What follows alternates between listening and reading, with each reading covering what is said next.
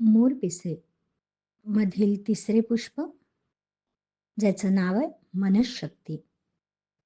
खरोखरच हा विषय खूप छान आहे आणि मला असं वाटतं की ह्या विषयावर माणूस एकमेकात बांधला गेलेला असतो. बघूया मनःशक्ती. माणसाचे मन हे एक जसे अजब रसायन आहे, तशीच मनाची शक्ती ही सुद्धा संशोधनाचाच विषय आहे. एखाद्याचे 6वे इंद्रिय खूप शक्तिमान आहे, अर्थात सिक्स सेन्स खूप पॉवरफुल आहे, असे म्हटले जाते.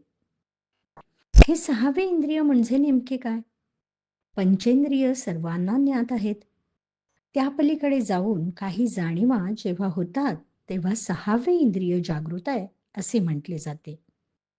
एखाद्याकडे उपजतच ही शक्ती असते, परंतु असे उदाहरण विरळाच. हे 6वे इंद्रिय विकसित करता येते.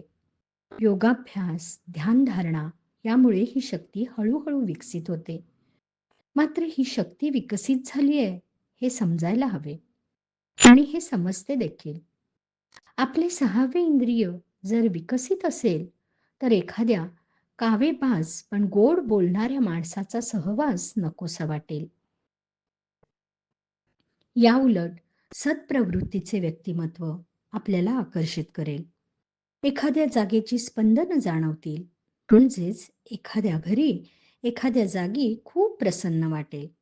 तर दूषित जागेत नकारात्मक ऊर्जेच्या ठिकाणी थांबावेसे वाटणार नाही. या फार छोट्या गोष्टी आपल्या 6व्या इंद्रियाची मात्र जाणीव करून देतात. ध्यानधारणेच्या अभ्यासाबरोबर सचोटीने, नीतिमत्तेने वागणे ही आवश्यक असते. प्रपंच करतानाही प्रामाणिक राहून ध्यानधारणा, योगाभ्यास करत राहिल्यास मनशक्तीचा विकास होतो. शांत मन कितीतरी गोष्टी आत्मसात करून घेते. सततच्या अभ्यासाने हळूहळू समोरच्याचे नकारात्मक विचार बदलण्याची शक्तीही आपल्यात येऊ शकते.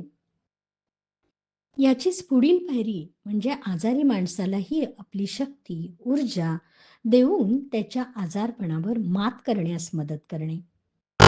शास्त्रशुद्ध अभ्यासाने अशी ऊर्जा देता येते व त्याचे सकारात्मक परिणामही अनुभवता येतात.